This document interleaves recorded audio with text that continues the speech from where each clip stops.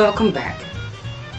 My name, as if you didn't know by now, is Clement Saggers, and today I'm going to be presenting the Denon DRS-810. Now, what is it? Is it a CD player? Well, it certainly could be. It looks like one. So let's see what's been put inside. Well, what do you know? It's a cassette recorder. And a very high quality one too. Possibly professional. It has a remote sensor. As you saw earlier, a CD-like loading mechanism. A fluorescent display with real-time tape counter. Standard tape buttons. There's a rec return button here, which is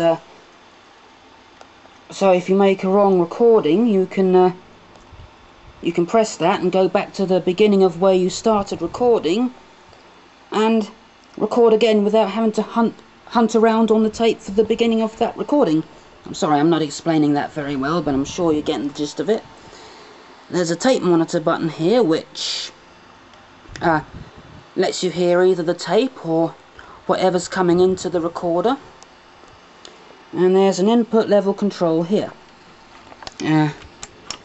Underneath there's a panel that opens, revealing even more controls. There's a timer switch, and I don't seem to be able to use that. I think you have to set the timer with the remote, which I don't have. We have the counter controls, the Dolby noise reduction and MPX filter buttons, a bias adjustment, left and right record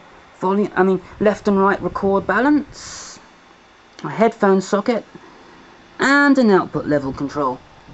Now you can see inside the tape mechanism we have two capstans and two pinch rollers, and these are driven by a single motor, and there's another motor right here which drives the two spindles. Now, it's not an auto reverse deck. In fact, it has no kind of reversing mechanism whatsoever. When you look at this curiously shaped head here, you can see that it was not designed to flip. And it's not a 4-track stereo head either, which is what some of the auto reverse decks use.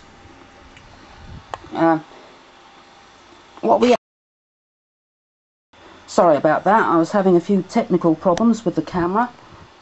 But anyway, like I was saying, what we have here is a 3-head tape system. This is the erase head, this little tiny thing here. And what we have here is actually 2 heads back to back. This head records and this head plays. Now, this head has been designed specifically for making a high quality recording, and the downside of that being it won't play back very well. But this head, on the other hand, will play back well but won't record. And the advantage of this is you get a much better quality than you would with a machine that has a single head for recording and playback. Although this is a high quality unit, as this head is designed to do both tasks of recording and playback, it will never be able to sound as good as 2 separate heads. You have to have a compromise. Now I'm going to make a recording from this 1960s vintage transistor radio. It's connected to the cassette deck via the DIN socket. I don't know how well you can see that. It's a rather dodgy connection I've made here, but it does work. And the tape deck is connected to this mini stereo here, which I'm using as an amplifier. Now I'm going to turn this radio on.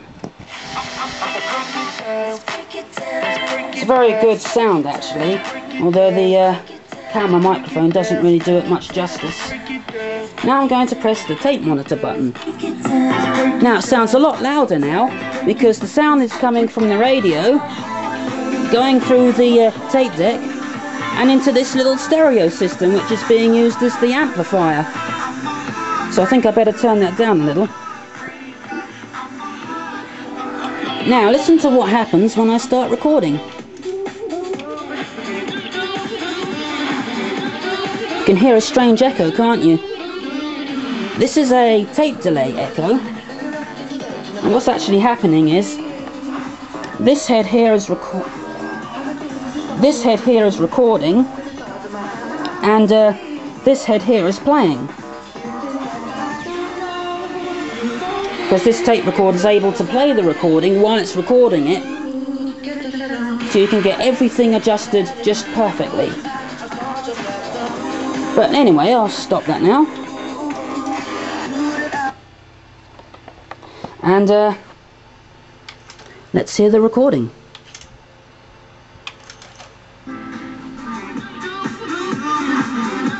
There we go.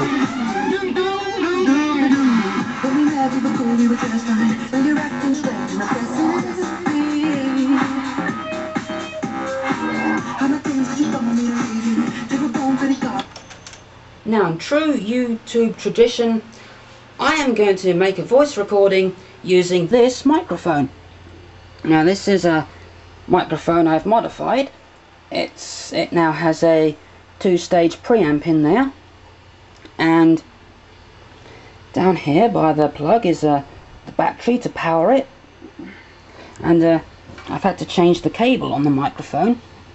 This is a 2-core cable, and we actually have 3 wires in here. There's one that carries the signal from the microphone, there's one that carries the voltage from the battery, and there's a 3rd wire which is the signal ground and the battery's negative connection. And on the end I've put a phono jack plug, so it can be connected to almost any line in, CD in, or aux in. Okay, I'm now recording on the Denon DRS-810 with the interesting tape delay echo. Now, the echo is not actually recorded. If I turn the amplifier down, you can hear that the echo is now gone. I can also cancel the echo by pressing the tape monitor button. This is the end of the recording. Now, I'm probably coming up to the 10-minute limit here, so I'm going to play that recording I just made with the tape recorder connected directly to my computer, so you can hear the sound quality for yourself, and then I really must go. Okay, I am now recording on the Denon DRS-810 with the interesting tape delay echo. Now, the echo is not actually recorded. If I turn the amplifier down, you can hear that the echo is now gone. I can also cancel the echo by pressing the tape monitor button. This is the end of the recording. Okay, so that's just about it for today. So until next time, goodbye.